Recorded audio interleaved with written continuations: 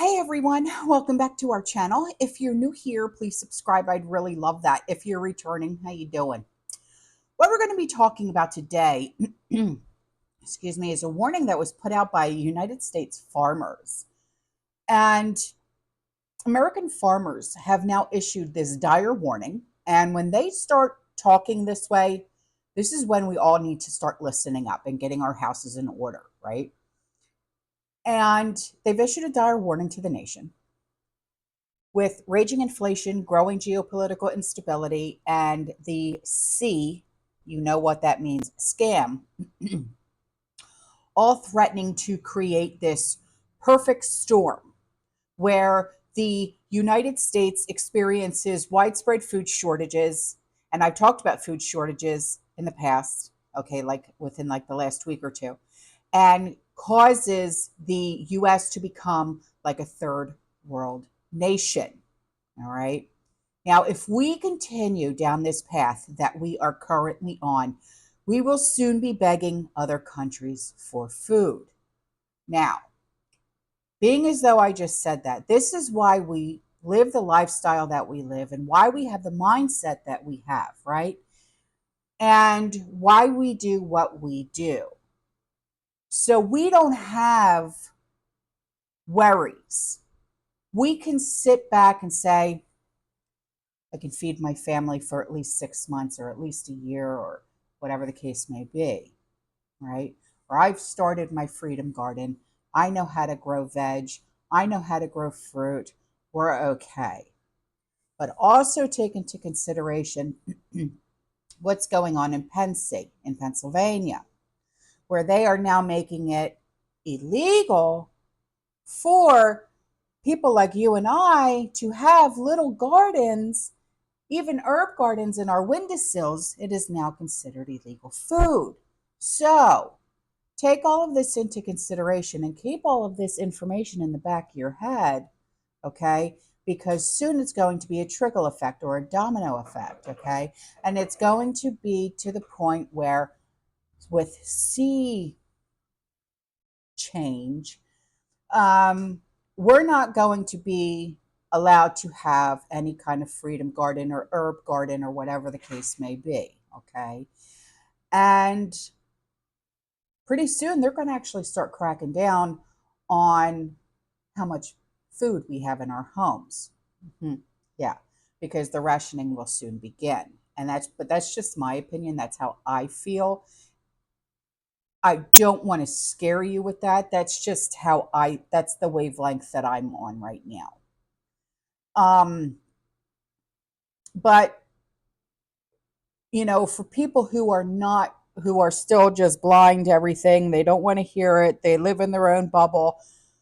They're the ones that are going to be going, to their friends and their family and saying, "Hey, I'm hungry. Sorry, bruh. We tried to warn you. You don't want to listen. So turn your butts around and walk down the street." But is this really the position that we want to be in as a country? I mean, I know I don't want to be begging other nations for food, but that's exactly what it's going to come down to. Okay, our situation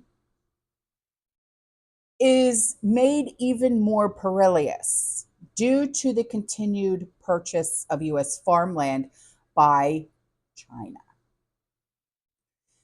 the number one adversary of this country, this wonderful country that we live in. So, here is what American farmers had to say about this looming food crisis that we are living in. And you're going to start seeing pictures that is going to start popping up that I'm going to put in for you. If things don't change, we will be begging other countries to send us food because 46 doesn't support American farmers. Fourth gen farmer blasts 46 administration for sending billions to other countries as U.S. farmers suffer, facing extinction. The war on America, and especially American farmers, is full speed ahead under 46 and the Penn Department of Agriculture. They hate America, they hate Americans, and especially they hate Christian groups. It's the global elites claiming that sea change is ruining the world and that we must implement sustainability, which is just production and consumption controlled across the world. We see it going on all over. Because of this, we're becoming vertically integrated into our system. The beef cattle industry is the last bastion of freedom. We're facing extinction today. And if we don't get some laws in place to help us protect the oldest occupation, good, bad, or indifferent, from slavery to sharecropping to John Boyd in 2024, if we don't put some laws in place to protect us, I won't be able to pass on generational wealth to my children.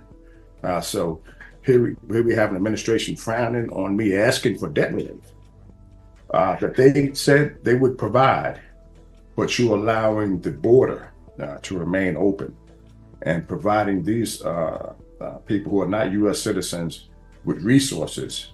And you can't stop farm foreclosures for Black and other farmers here in the United States, Andrew. I think something is terribly wrong with that. But you can't stop farm foreclosures, but you let the border stay open and just say, hey, anybody come on in and they can get health care and they can get all of these benefits, but you won't help hardworking American farmers. I think something's terribly wrong with that. Now, this is what was printed about the now famous farmer Amos Miller. Okay, I spoke about him recently. And he had his farm raided by the authorities. And this is what the website Newsweek had to say.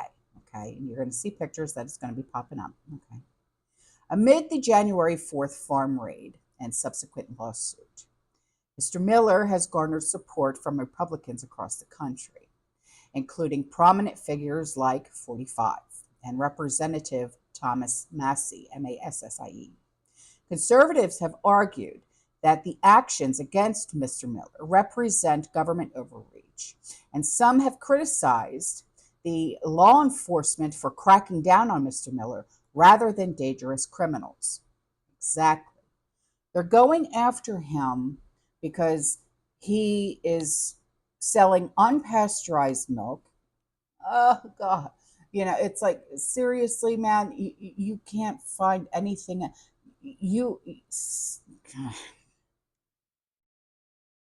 not harming anybody, okay? He's not harming anyone, all right? He's running a business, supporting his family, feeding his family. He's doing what needs to be done in order to survive. And he's doing one hell of a job. And you're pissed because you're not making a dime off of him. That's it. That's what this is all boiling down to. Okay? You're not making a dime off of him. Leave him the hell alone. I don't know what else to say. You know, leave the Amish and the Mennonites alone. They've been doing their thing for hundreds of years, and they've been very, very successful at it. And you hate that fact. The government hates that fact that they have absolutely no control over the Amish community and the Mennonite communities. Wasn't that too bad, so sad for you, for the big guys in the DC, in the big White House? Leave them alone. They're not hurting you, and all you're doing is being a thorn in their damn side. Okay? All right, guys, listen, I'm out of here. All right. I will see you in the next one. You stay safe, you stay positive, you keep prepping. And as always, fear less. Ciao.